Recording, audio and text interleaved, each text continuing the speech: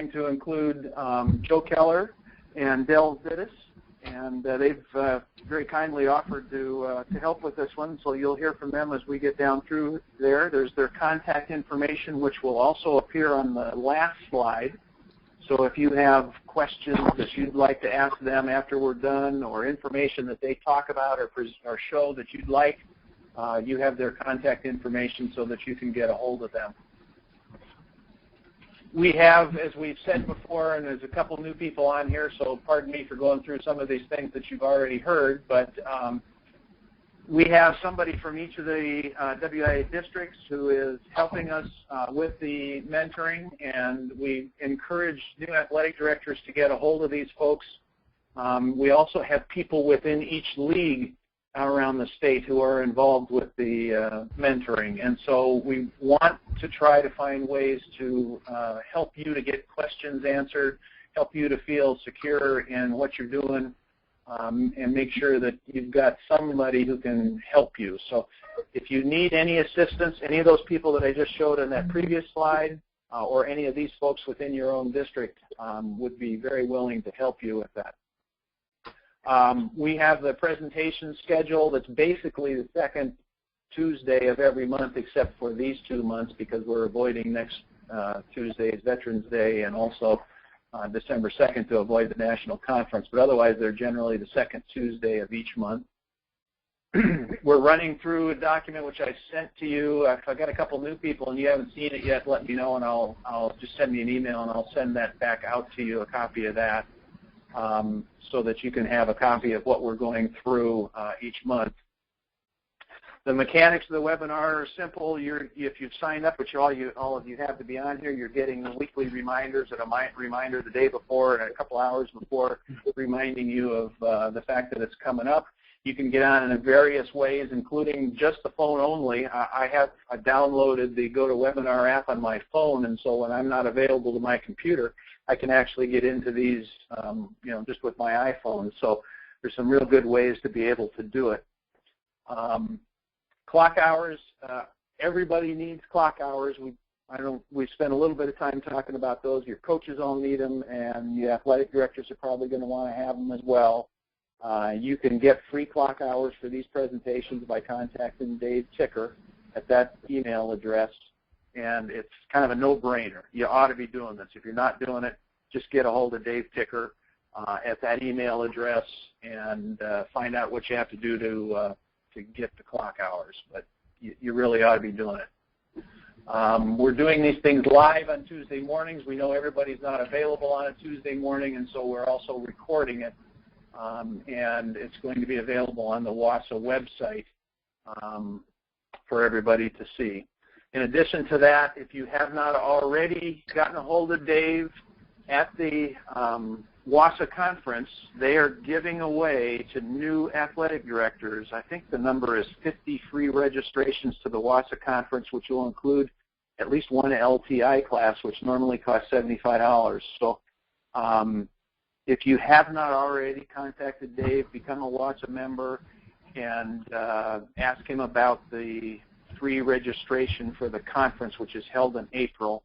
And you may have the opportunity to go to that at a very reduced price and pick up some great information at it. We break these presentations down into 3 sections, which come off of that document that I showed you at the beginning. Discovery, what do I need to do right now in order to survive? The getting down to work, which is, okay, in the next 2 to 3 to 5 years, I've got to start trying to see a little bit bigger picture so I can understand what's happening here a little bit better, and then looking ahead, going out a little bit more than that 3 to 5 year period. If I'm going to stay in this business and stay in this profession, what do I need to do in order to develop myself as an athletic director and develop my own mission and philosophy statements in order to be successful? So we try to cover one of those topics in each of these. So today we're going to cover some roles at school, the relationships that you need to have with parents, coaches, and kids, and then looking ahead, what kinds of things do we need to anticipate in order to make sure that we're staying out of trouble?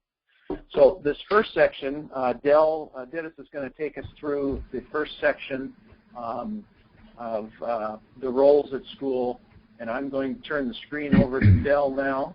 And so, Dell, you click on that, and we should be up seeing your screen.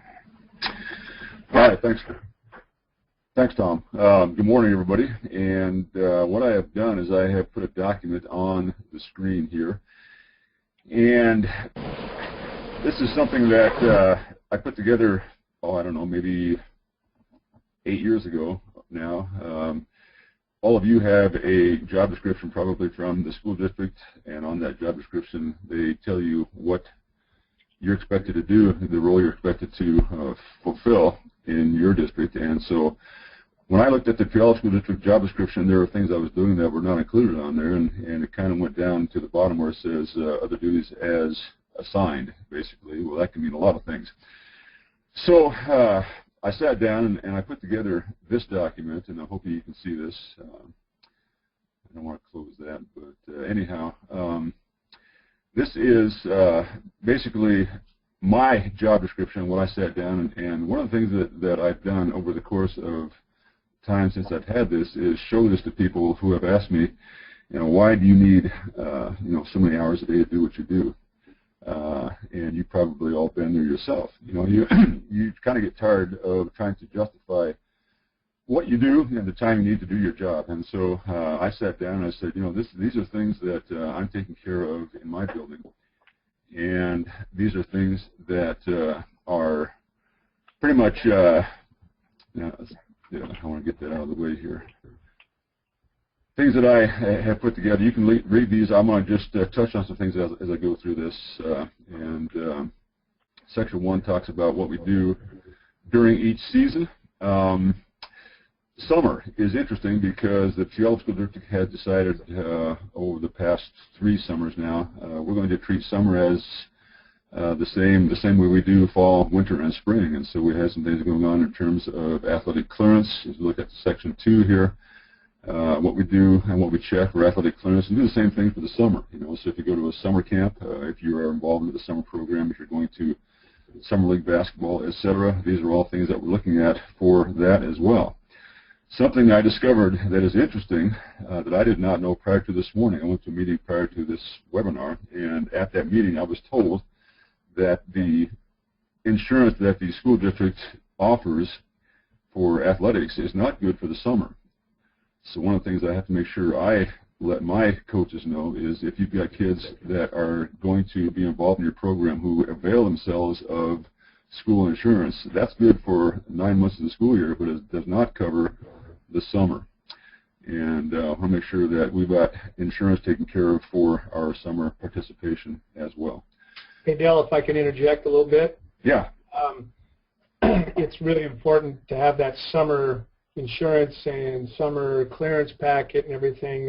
You can scale it back a little bit, but we had 2 injuries at a passing league, and I've been having to do an awful lot of documentation and a lot of things with the state risk management pool because of one of the injuries. And so it's really important as an AD to make sure that you impress upon your coaches that, this has to be done. The parents, get upset that they have to go through the extra paperwork, et cetera, but really important to do so. And I think that's new for a lot of people.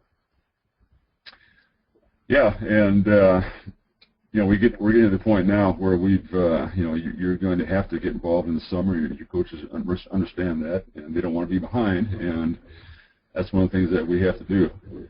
This one is interesting. The SCAT-3 screening, which is concussion screening, we decided in Puyallup, maybe you have too, that those are good for 2 years. And so now, in addition to keeping track of my athletic physicals and when they expire, we also have to take care of the concussion screening and when they expire. So some of the things that, again, part of the job description and part of the role that I play and that athletic directors play in Puyallup regarding that. Tom, I need to move this thing up and down, but I don't know how to do that and get rid of this thing over on the right side here. Don't worry about the thing on the right side. Okay, you can just hit the little orange arrow and it'll go away. Okay. Thank you. Yep. All right, so now get over here and move this thing up and down. Not that far. All right, so we are at one of the things that I think is extremely important is to reward athletes and give them something that is it exudes class. And so I take care of all the awards for athletic purposes, and you can look at those in those things right there. Now we have the early letter of intent signing going on next week, and what I try to do is I try to contact all the coaches and say, you know, tell me who in your program that you know of has committed to going where, and then we're going to have a ceremony in the library next week, and we're going to congratulate them for their careers, obviously, and then have them tell us a little bit about what they're going to do and what their plans are. And we'll take some pictures and have the parents be there and do that. And I think that's kind of a neat thing to do for your athletes there. The other thing that I do is I take care of all of the everything that goes in the lobby, the trophies, the pictures, etc. And also in the gym. You know, we have those situations where you win a league championship and you want to put that thing up on the placard up in the gym. And my routine is to rent a lift and go into the gym during the summer, and I update everything during the summer and try to get it ready to go for the next school year. And it's kind of a source of pride and a source of recruitment, I guess. People can see those things up there. So that's what we do there. Now, and if you have any questions, you know, I'm talking quickly, I know, but if you have a question, be sure to ask them, and I'll try to address them, or if somebody else can address them that's listening.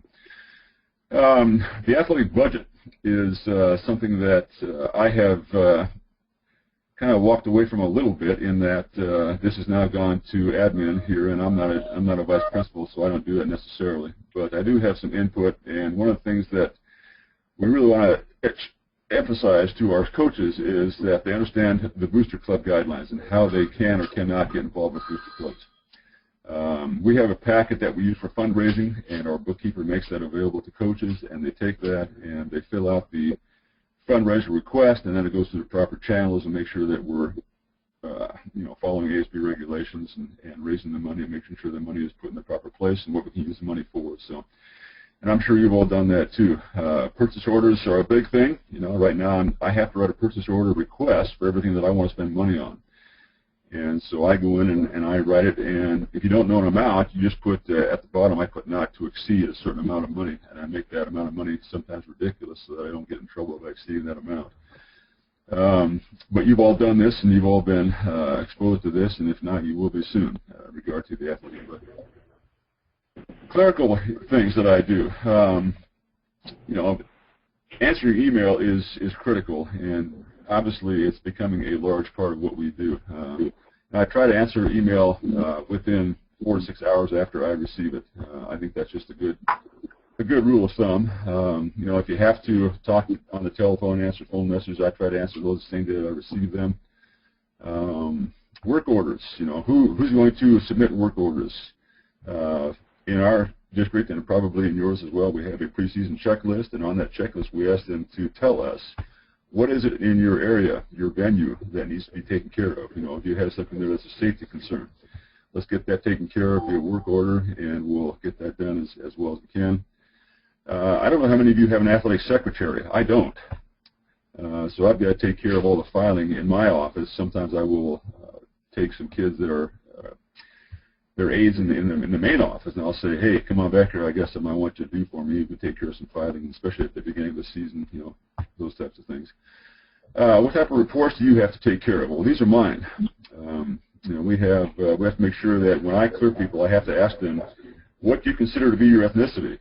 And so we have to make sure that we're, you know, for purposes, timeline purposes, and those types of things, and just make sure that we're affording equal opportunities to everybody. That's part of our mantra. You know, we're equal opportunity employer, we're equal opportunity everything nowadays. So make sure we get that taken care of.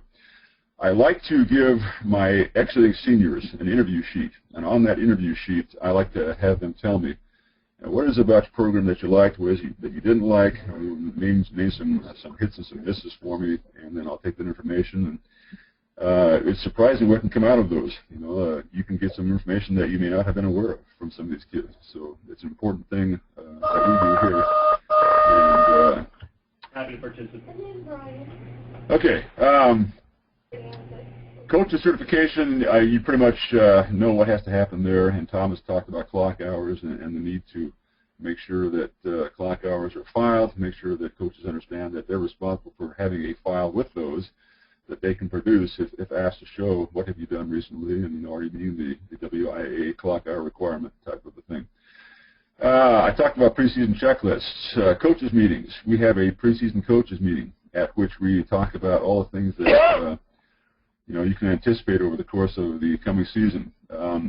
I think it's good to talk to your coaches weekly, at least, and I do that by having all their mailboxes right outside my office. And any correspondence that I get is addressed to a coach, I put in those boxes. When they come and empty their mailbox, I tell them, stop in and talk to me. After you empty your mailbox, talk. Let's see what's going on. If for no other reason, just say hi and just keep me updated on what the season is like, and just to touch base. And I think that's an important thing to do. I am involved with staffing. I don't have the authority to hire or terminate somebody, but I am involved with those conversations. And again, this is part of my purpose for putting this interview, is to say, hey, this is what I do as well, part of the things that I take care of in terms of my duties. Yeah, well, work with Kim on that, and like, okay, have a good day, and I'm still there.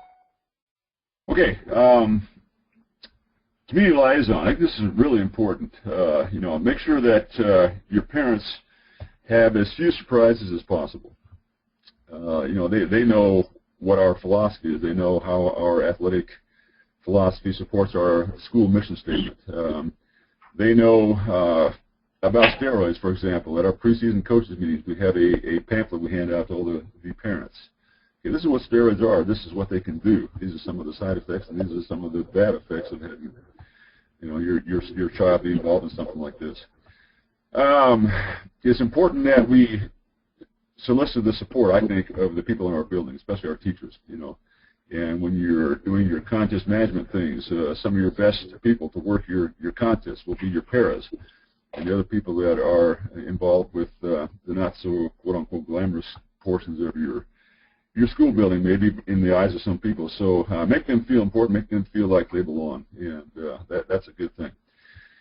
Contest management, all there for you to look at, and I can make this document available, and this will be recorded, obviously, so you can take a look at this, and you can contact me if you want anything regarding documents that I use and those types of things, But these are all things that I do as part of my job description, with my staff, with my pre-contest, my post-contest things. Postseason, we're involved in that now, and we all love the postseason, but there are a lot of things that go along with that, So we got to take care of how they get there. We got to take care of feeding them. We got to take care of making sure that the programs are ready to go. So all these things, and these are all things that I do in the SBSL, the West Central District. We're getting involved in that.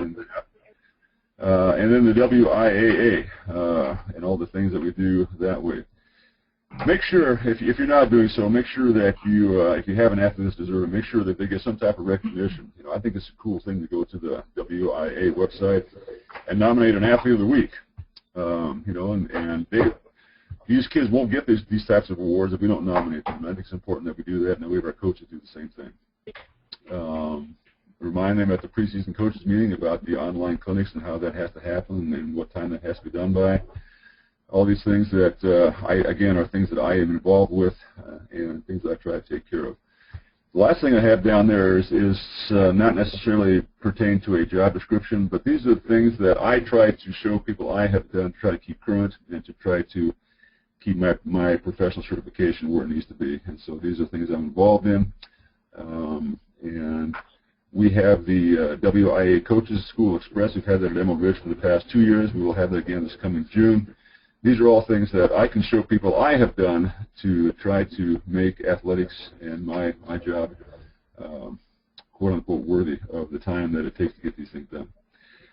Questions, comments about these types of things?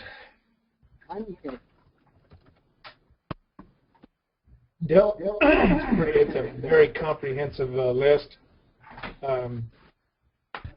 Yeah, it's right on. Oh, thank you. Del, can you talk real quickly, like 10 seconds, about registering teams for postseason? Because obviously that's taking place right now. Yeah, sure. The I'm one of these guys who's, you know, to me sometimes a hard drive is a number 2 pencil, you know, and so for me to get involved with Max Preps, you know, and the WIAA agreement they've had with Max Preps now, and we also have the WPAN website, which we use as a league, and so getting all these things online is something that I've had to learn, you know, and so I have tech people in my building that come in and say, okay, well, in order to register these people on MaxPress, we do this, and then in order to upload a picture, for example, a team picture on MaxPress, these are the steps we have to go through in order to get this done. You know, you can't start that too early. I guess that's one thing I would say right off the bat. You know, if you have any inkling at all that one of these teams is going to be involved in postseason, get this stuff online, you know, because you get to a point where they can't process it. The people that are doing these things that need this information can't process it if it's not there. So get it done quickly. Enlist the help of people that that can do these things for you, and you know, good luck with that. Okay, great. Thank you. Hey, oh, sorry. Go, Steve. Yeah, I have a couple questions if you can entertain them. Sure. Go for it. Okay, so can I ask about specific functions off this list? Sure. Okay, so one is, do you do like an end-of-season coaching evaluation? We do, yes. And how is that done? Do you like send out evals to players and parents, or do you do it? Could you just discuss that and on what you do? Yeah. Actually, I am involved with my assistant principal, who's in charge of evaluating. We have 4 principals in our building. Each one is assigned to 6 different athletic programs, and they will come to me and they will say, okay, now based upon your observations from this past season, and there's a list. We have a formal evaluation form we use. So, you know, 4, 3, 2, 1, what do you think in these areas? And I will have my input with them. We sit down and we actually talk about that. One of the things that I also try to do is incorporate the senior exit interviews as part of that process. Okay, according to this, you know, this is what's going on in this program. One of the things I will caution people about with these exit interviews, you know, anybody's got their opinion, and so you have to be careful about taking some of these things too seriously. But if I've got 3 or 4 athletes that say the same thing with regard to the program, that's something I should probably pay attention to, you know, and take a look at. So, using all those different tools, we sit down and then we go through and we try to, we being myself and the administration here, try to fill out the formal evaluation, and then the principal in charge of that particular program will have a discussion with that coach and go through the evaluation with them. So do you have a copy of any, can I get some samples of that? Sure, just send me an email. I'll be happy to send you whatever you'd like. Okay, thanks. And then sure. I guess my next question is, and I think you guys covered this at the beginning, is where are all these presentations posted at? Stephen, they're on the WSSAAA website, so WSSAAA.com. So Tom, I would just register there, and then I would have access to them, right? When we're done today, stay on for a few minutes, and I'll talk to you, and I'll go through all that with you. Perfect. Thank you. Right now, you don't even have to register; it's automatically on there. Okay. Okay. So at the end, just stick around for a minute. Perfect. Okay. Thank you. Okay. Hi, I've got a question. This is Joe Keller from Fife High School. Steve, what school are you at? I'm at Mount Rainier Lutheran, small 1B school. Oh, okay. Just curious. Yeah. Okay. So I'm going to take the screen back here. And thank you.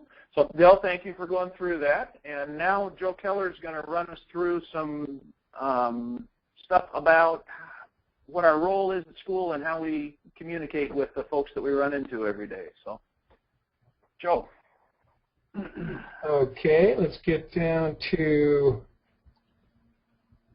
getting down to work. Where are we here? You still got it, Tom? There you go. Yep. Okay.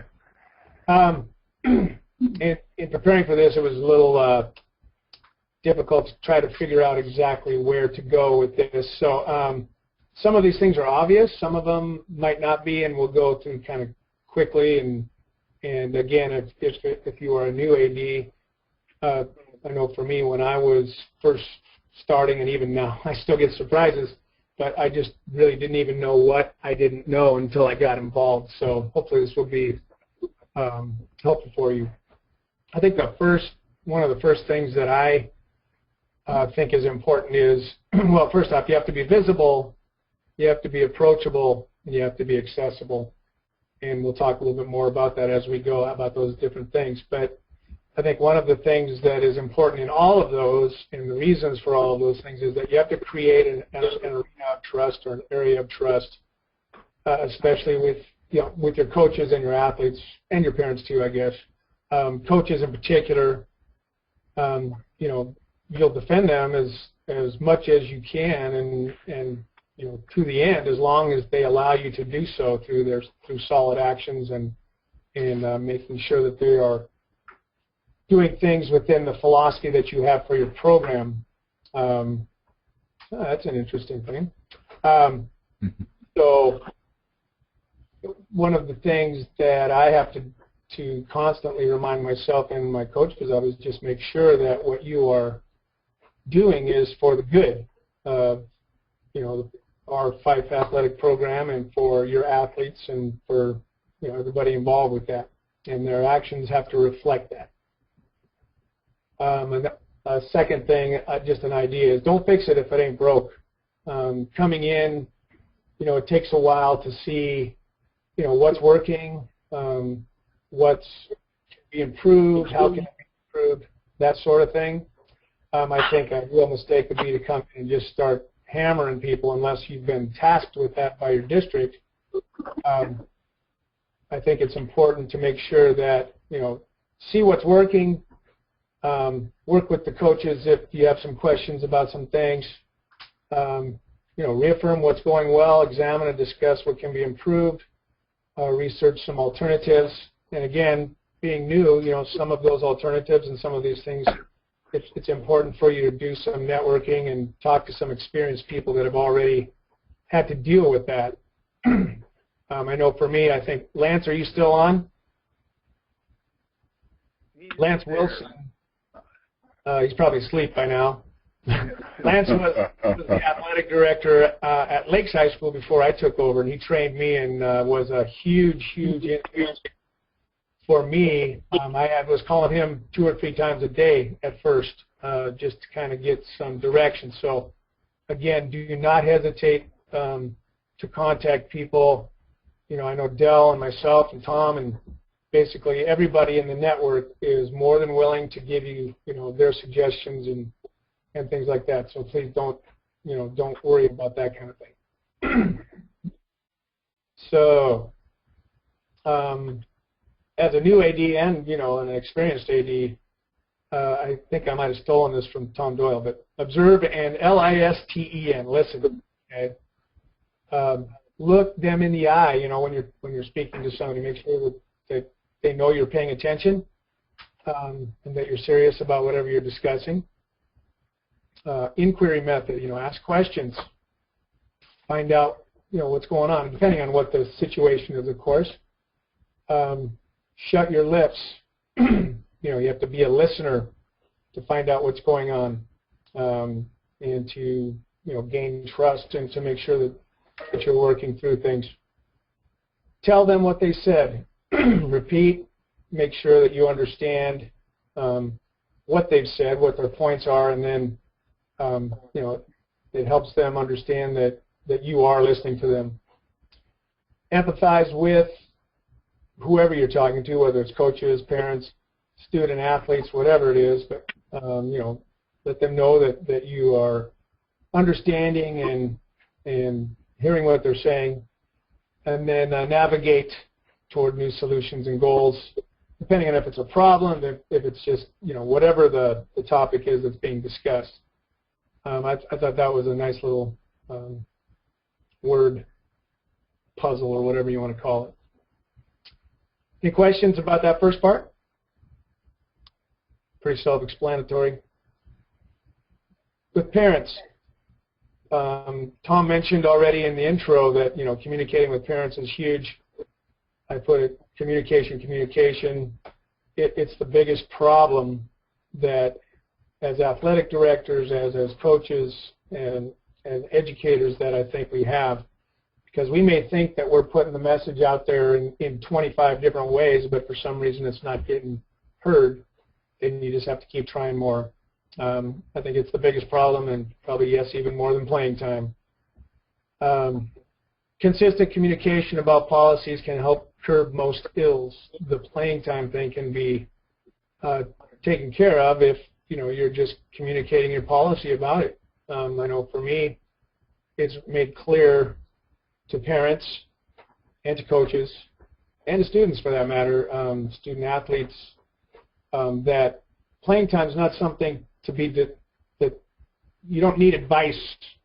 Coaches don't need advice in that area, and when coaches are being pestered with that, I tell them to make sure that they let me take that over, and I'll deal with that issue. Obviously, we want student athletes to question coaches as to what they can do to earn more playing time, but as far as parents go, they come up with all sorts of reasons for why they want to talk to you, but a lot of times it comes down to the PT. One thing that can help with that communication with parents, there are so many tools that are available. Sometimes it's mind-boggling.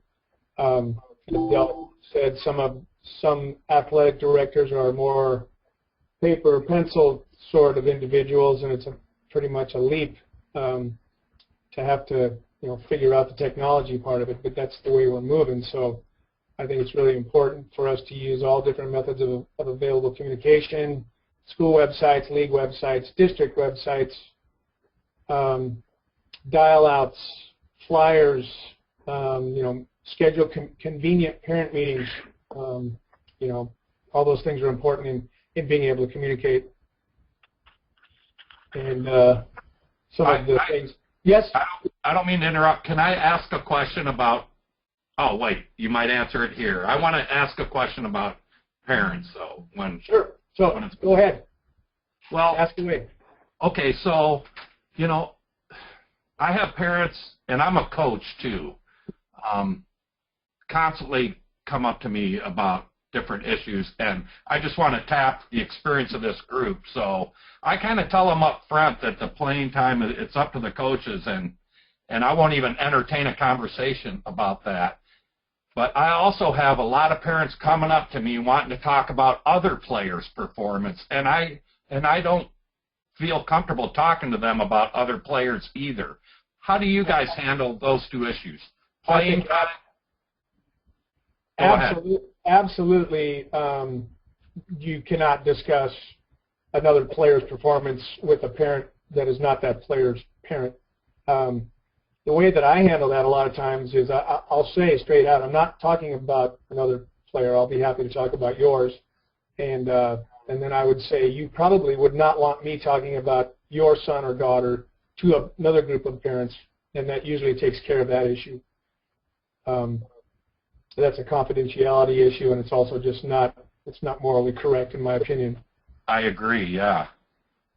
As far as playing time goes, I'm emphatic that, and I want my coaches to be emphatic that playing time is not a parent's decision. They're not out there at practice every single day. They're not out there for the team meetings and things like that where maybe their particular student athlete isn't performing well or is falling asleep in meetings or is being a jerk or whatever, or maybe they're just not good enough right now, So anyway, playing time is not something that parents get a say in. And we pretty much hold the line on that. Yeah, I would agree, and I would just add that non-negotiables like playing time and evaluation of talent, those are things that pretty much they're not the root problem. The root problem may be something else. Playing time, that some parents will say, well, how do you know whether or not he or she can do the job if they don't play? And then Joe makes a valid point. Well, we see them 2 hours a day of practice. We know. Right. Right. Okay, so I think I'm on the right track with what I've been doing. So thank you. It can be extremely frustrating, very frustrating for parents. And I know in your school particularly, and maybe in some other private schools, just from what I've heard from talking to other athletic directors and coaches, a lot of times when parents are paying money, they feel that somehow that allows them to be more involved with that sort of playing time situation, and that puts the AD and the coach in a tough spot. I get that part of it. Yeah, it's terrible sometimes, but I'm just going to hold the line. Right. Guys, this is Rich Yelnich. I'm the District Athletic Director for the North Thurston School District, and I'm the District 3 mentor rep for this group. And I just wanted to add in that, we always emphasize to our coaches also that when they're making these types of decisions, we got to make sure that there's some sort of a process involved, that in team selection or in determining, playing time, that, a parent may not be the one coming up and talking to him, but when you sit down with your coach and you have a conversation about one of these things because you just took a phone call or whatever, I'm always looking to make sure that my coach has some sort of a process or, some accountability in this decision making. I agree. I think that's kind of that next point that I have. Be empathetic yet firm with parents about what we're just talking about, and then second, ensure coaches are keeping you in the loop with the needy parent, and that coaches are reacting in a professional manner. I mean, I think that a student athlete, deserves to know why they are not playing and what they can do to earn playing time. And even if they keep doing all of those things, that may not be enough if they have a stud or a studette right in front of them, but they have to keep fighting the fight for that. But again, a needy parent can wear people down, and sometimes coaches and ADs, we become human and sometimes act in a less than professional manner, and that's very difficult. So let me add this, and tell me if I'm on the right track here. This is Steve again. So when I have a parent meeting for basketball coming up, I'm going to instruct them if your kid's having issues with the coach, these high school kids need to start learning how to handle their problems. Like, the player needs to go to the coach first. And then if that isn't resolved, then the parent goes to the coach and then come to me. So if they have a problem, I won't even entertain it unless they've done those first two items. Am I on track there? Definitely, in my opinion. I would say yes. Okay. Yeah, I agree. Kids need to advocate for themselves first, but then, there should be some steps involved in the communication process that before it gets to you, they've met these other steps, and they're not end running the process and just going straight to you. Right. Correct. Okay. Thanks. Go ahead. Oh, that's one of the things that we try to stress too, is that we're teaching student athletes skills here, and one of the skills is being able to advocate for themselves. Definitely, it's difficult for a 15 or 16 or 17-year-old kid to question, a person of authority if they're not used to that, and question them in a respectful manner. And that's one of those things that we hope we can educate kids on. Any other comments about that? One of the things, I put in there, involve parents when it is appropriate. Going back to the earlier point about suddenly feeling entitled, and that somehow means they can call the shots. With parents, they have to understand, if you have a parent support group, and sometimes you might involve a parent group in selling tickets or putting them on the chain crew or helping with the field preps, doing stats, whatever, they have to understand that, that's one of the things as an athletic director that you need to make clear, is that we appreciate your help so much, but just also understand, you are helping our whole team, and it's not just for your kid. I think that's an important point.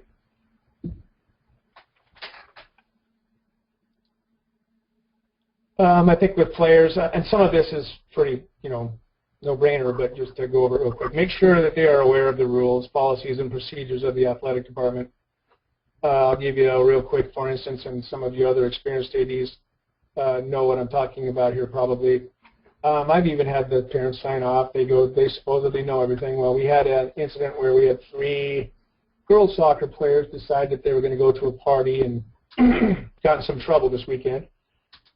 2 of the 3 drank, and we're in the state playoffs. I don't know how far we'll go, but the parents want their kids to still receive letters, and they still want their kids to be eligible for the state playoffs after they do their suspension and everything. And it says right in the rules what the policy says is that that's not going to happen. Mm-hmm. But yet, they have been in my office and burning up my phone and sending me emails and are demanding these things, and it's just not the way it's going to work. And it's a time burner. It's frustrating. They were supposedly aware of the rules, but when it came down to it, they really weren't. And I don't know what you can do other than just keep hammering with the players. Players know. In this case, it was the parents that are not being very smart about it. I think with the players, be fair, consistent, and professional. I also think with young people, listen closely to both words and then nonverbal communication. Sometimes the nonverbal communication will reveal way more than what the words do. I also think in today's times, especially where everybody's going to get a Division I scholarship according to their parents and everybody else, we have to reinforce education-based athletics because the reality is, about 1 to 2% of all high school athletes, I believe, that's in the nation get a Division I scholarship. So, and many times that's not even a full ride. Hello? Just some background. I thought somebody was, having some sort of an issue back there. Help coaches create ways of recognition and team building beyond just prowess in the athletic arena. I've heard a couple of people, at least one guy speak, that they don't even give. They don't have team captains. They don't give, MVP awards. They don't recognize those sorts of things. And there's something to be said for that, I think, as far as if you're trying to build team unity, then why are we singling out the ones that are above everybody else? But again, I'm not necessarily agreeing 100% with that. But just some other real quick things that you might incorporate: daily, weekly, and game awards, strong teammate awards, which doesn't necessarily have anything to do with performance other than, being a good teammate. Selfless awards, where they've done some things to give up themselves for some other player in some way. It could be at practice, could be at school. Maybe they spent 2 hours tutoring some kid that was struggling to get them through. Student of the day and week award, and I do mean student, not athlete. Student reinforcing the academics. Maybe you have a kid, with your staff. The coach has been notified that so and so, aced the history test or something. That should be known to the team, possibly. Different types of inspirational awards. Some sort of productive, humorous awards at times to kind of break the ice. I know back in the day when I coached at Curtis, we had this crazy hat day where kids and coaches would come up with all sorts of weird, crazy hats. Just things like that. Anything, I think, to kind of draw your kids in a little bit. And then Dell talked about the signing ceremonies when appropriate. I think that's huge for the whole community, school community, parents, kids. We have them here occasionally at 5. We've got one coming up next week for a volleyball player. We're kind of excited about that. And I think that's going to be a good thing too. Just some other ways real quick to enhance visibility and approachability. If you don't have an alumni association, maybe you should form one. And again, that can look a lot of different ways. And then, access the alumni association, not just for money, but in some other ways too. Recognize past champions, successes, at football, basketball, or other contests at halftime, whatever it is, we've had some things this year where we're going on 100 years for Fife High School, so we've had some old timers come out there, and state champions and things. At football, we've recognized 2 different teams at halftime. Basketball, we're going to do the same thing. It just helps for the community. Create some newsletters, player coach profiles, get some community involvement going with the athletes and the coaches. Advertising, web-based advertising. We have through our league website some web-based advertising that our community actually is buying into pretty well. They like it. Use calendars and things to involve the community and banners, etc. A lot of that people are already doing. Team dinners with parents. Invite the parents there for team dinners, for different sports. A lot of times parent groups will organize those things. Invite any famous, influential, or successful alumni to speak. I think that's important to have them come and speak at those dinners sometimes. Get involved in assemblies, touting your athletic program and your athletes. Sometimes it's very uncomfortable if you're not used to being up in front of people, but I think it goes a long ways in letting your athletes and coaches and your community know that you are involved and you care about your program. This was one that I saw when I went back to a national conference, and I picked this up from somebody. You probably heard of it. You have senior athletes pick an inspirational staff member and escort them onto the field or the court before or at halftime, and have that student either read it or give it to an announcer to read why they're inspirational to them. I think that helps develop some real cohesiveness in your staff, instructionally, in your coaching staff, but also in your school staff, and to know that senior athletes, that teacher made a difference in that senior athlete.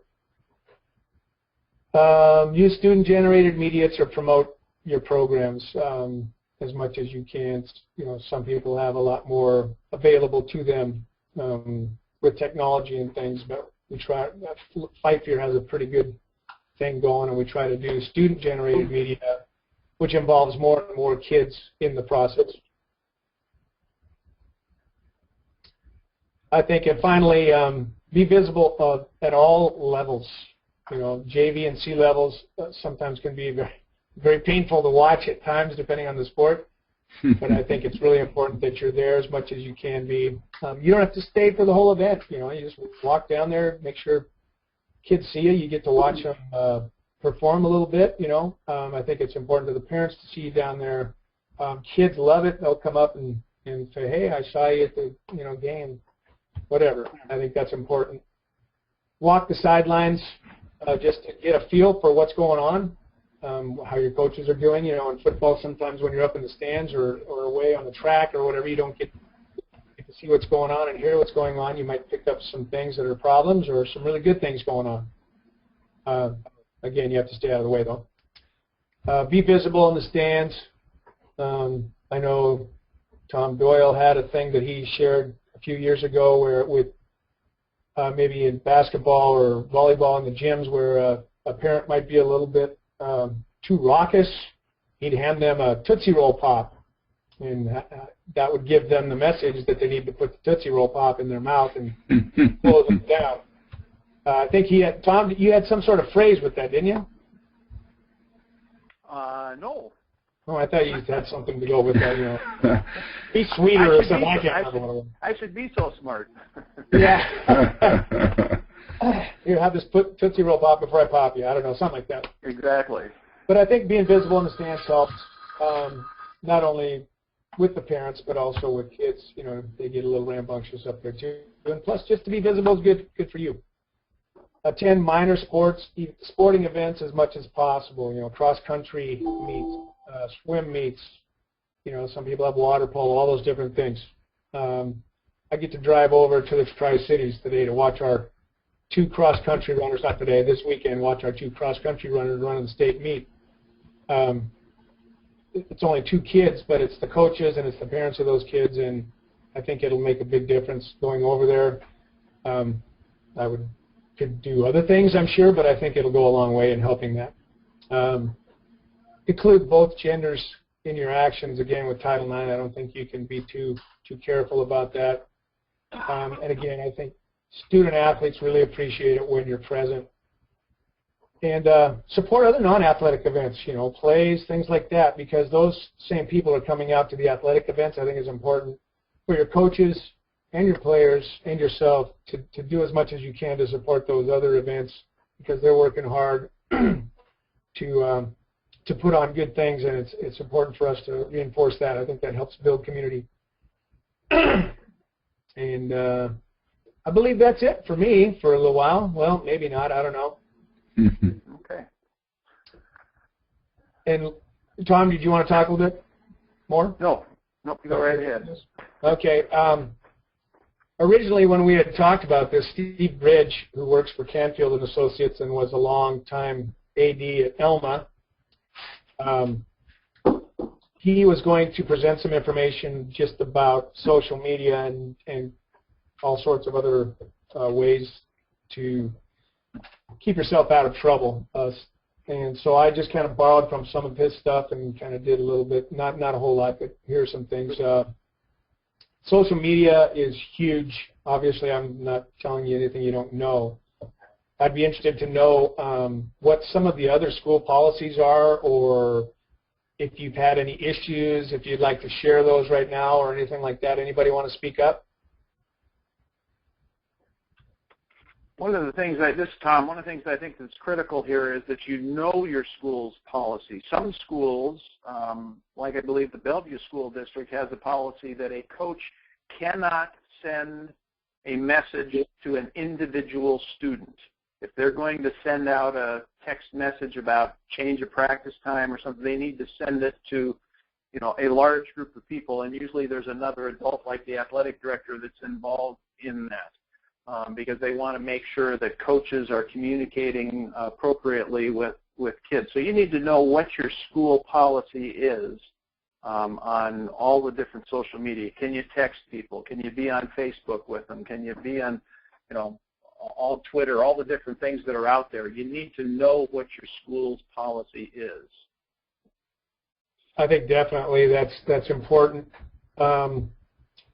About 2 years ago, again, at the national conference, there was a person that spoke about social media and about texting, and there was a football coach that actually got fired over it, and this was just crazy. It wasn't inappropriate as far as anything sexual or anything like that. He had sent out a text message after a game he was the offensive line coach, and he sent a text message to the starting center on his football teams, congratulating him on just a great game and, you know, controlling the line of scrimmage, making the calls, all that kind of stuff. One of the parents of the guard next to him who started found out about it and went after the guy for favoritism and a bunch of other things. And the school upheld that because he just sent it to that one guy instead of the whole line. Wow. And that's to the extreme, but I mean, crazy. Just some real quick things I don't have up there, but Steve mentioned, he works for Canfield and Associates. There were, just last year, there were 5 coaches who also were certificated employees who lost their jobs over violation of social media, either texting inappropriately or online with kids inappropriately or whatever. 5 just last year, and he said that number is fairly consistent each year, and that's just in Washington State alone. There were numerous other non-certificated staff that were also let go for the same sort of thing. So it's an issue that's out there. People need to be smart about it. It's just crazy. Any other comments about that? I think I have some things that I'll just talk about real quick, but I can definitely send you some more information written. I didn't put it on here, but as athletic directors, how can we regulate the appropriate use of social media? There are just a couple questions to ask yourself. One, how can I regulate the off-campus use by my players regarding trash talking or other teams, players, coaches, or even parents? 2, how can I use this tool to share info with my players and avoid inaccurate accusations? 3, how can schools punish students who use inappropriate behavior while online? 4, can school districts create policies to assist in the enforcement of inappropriate behavior or misuse? And I think the answer to these questions may not be as important as the dialogue that it starts in establishing policies, and I think Tom made that pretty clear. So those are just a couple of things that crossed my mind. Dell, did you have something you want me to switch back to you now? Well, I'm just going to, real quick, Tom, if you don't mind. Okay.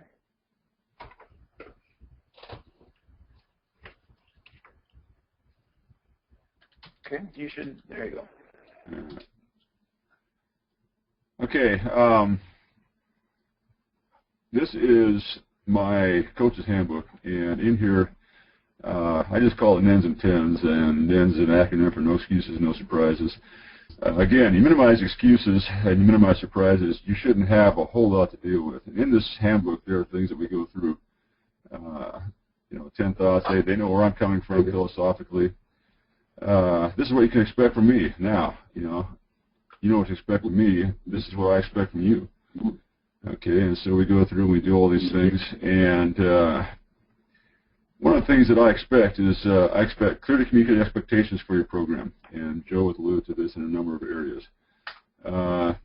Adherence to Puyallup School District and Emerald High School policy, procedures, and guidelines. We all have, in Puyallup, and I'm sure you do too, we have things that have been articulated and are written down with regard to cyberbullying. And coaches all have to go through what we call Safe Schools training before they can coach during that season.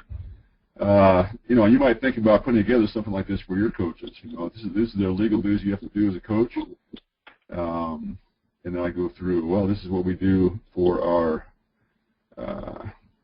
preseason, postseason duty type of thing. I have put a section here about responses to athletic code violations, and this is something that Joe alluded to that he's going through right now. It's important that your coaches understand what has to happen if that takes place, and there is a protocol for taking care of those things, and they need to be aware of that. I'm going to stop. Yeah, go ahead. For a second. I'm seeing a blank screen. I don't know if anybody else is seeing that, but so we'll ask if people want this when we're done. We'll show your email address at the end. Okay, again, so that they good can enough. send it to Good you. enough. Yeah, I can see it. It's right You there. can. Okay, So, perfect. yeah, okay, I don't know perfect. if anybody else can. Right. Yeah, it must be. Okay. It's just me then. Go for it. All right. Well, and I'm done. This is a tool that I have used to help my coaches, as budgeting and ordering, for example, and those type of things. But this is available to you again. As Tom said, just email me, and I'll be happy to send this to you. That's really really nice, Del. I like that. I have a coach's handbook as well, but I think I like just the little bit that I saw. I think there's some good things that I'm going to steal from you, if you don't mind. Hey, I'm a thief too. I didn't write the book, so by all means.